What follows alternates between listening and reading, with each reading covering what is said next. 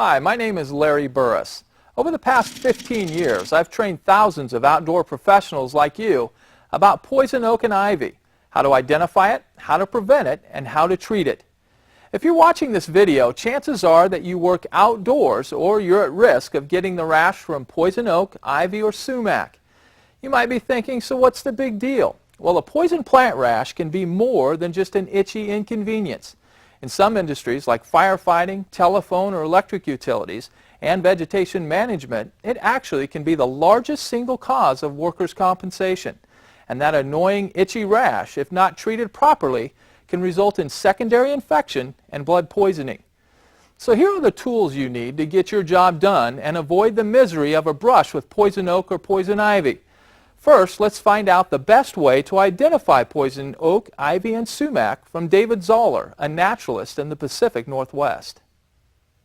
Here in North America, we are either blessed or cursed, depending on how you want to look at it, with poison oak, poison ivy, and poison sumac. Poison oak grows along the Pacific coast, from Canada to Mexico. Poison ivy grows along the eastern seaboard, from Maine all the way through Florida and then into the Great Plains. Poison sumac is also along the eastern seaboard. It grows in the Great Lakes area and then also creeps along southeastern United States. Let's talk a little bit about where we would find poison oak and poison ivy. They are very resilient plants. They can grow in fairly harsh climates, full sun. They can grow in partial shade. They can grow as ground creeping plants. They can grow climbing up trees or telephone poles, or fence lines, and they can also grow standing by themselves as a small shrub.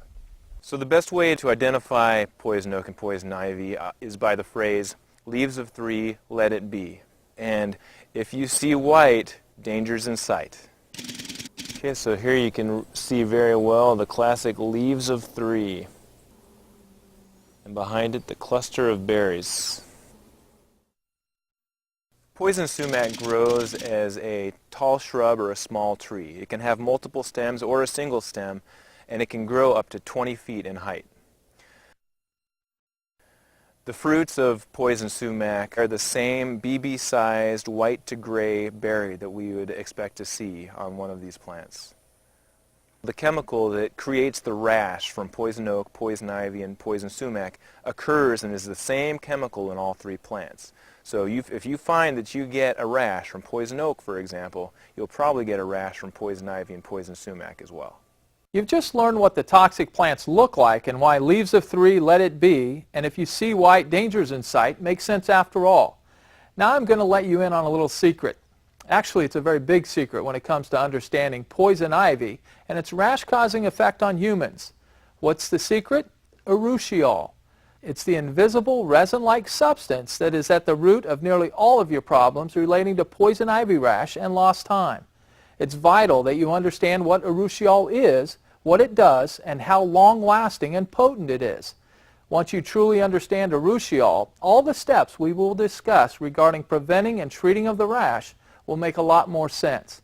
Although urushiol is commonly referred to as an oil, it's actually more like a resin or like sap from a tree.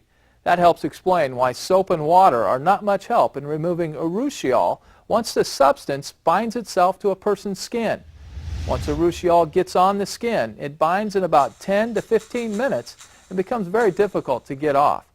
Here's Dr. Mark Christensen to talk more about urushiol.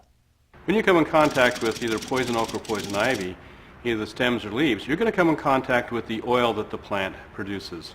This oil is referred to as urushiol. Some people are immune, but most people are not. 3 out of 4 people will develop a rash to urushiol. When urushiol comes in contact with the skin, it takes some time, but it binds to the protein of the skin. It takes about 15 minutes to a half hour. Once it binds to the skin, the body recognizes it as a foreign material and starts to produce an immune response to this foreign agent. The rash is actually produced by your own immune system. That causes initially a redness, or we call an erythema, to develop. Once you start seeing redness, this can develop even further depending upon the efficiency of your immune system and the extent of the urushiol that you've been exposed to. That redness can increase to swelling and edema, and if it's even worse, you can go on to having blisters, which then will rupture and you get oozing. Once the blisters rupture or start oozing, you can have then, by scratching or picking, a secondary infection, which can be really, really dangerous to you. So removing it by washing is the very first step. You need to remove the urushiol oil because if you don't, the problem still persists and still stays there. It's like having a splinter in your hand. If you just put a bandage over the splinter's still there. You have to remove the splinter first and then put the bandage over. The same is true with poison oak and poison ivy. You've got to remove the oil first, then you can treat the rash that comes. As you heard, coming in contact with the urushiol is why poison oak, ivy, and sumac are such a problem for most of us. Direct contact with the leaves, stems, or roots of a poison plant is one way to get the oil on your skin. When your work takes you into undergrowth or other areas that may have poison plants growing, you know that can be a problem. Less obvious is if the plants are burning and the urushiol is carried in the smoke, or worse, inhaled and taken into the lungs, which can be very serious and require medical attention. Other direct contact can come from the exposed roots in an open trench, or in the winter when the leaves have fallen off the plants. The bare stems and vines still have urushiol on them. Urushiol can last for years on the surface of tools, equipment, boots, and clothing. Indirect contact with the urushiol on these objects can cause a rash just as if you came in contact with the poison plant itself. These surfaces should be washed with running water and a cleanser to remove the urushiol. Saturating a rag and wiping down handles, steering wheels, and the like will help remove the urushiol and keep you and unsuspecting bystanders from getting a poison plant rash later. Avoid direct contact with the plants whenever possible.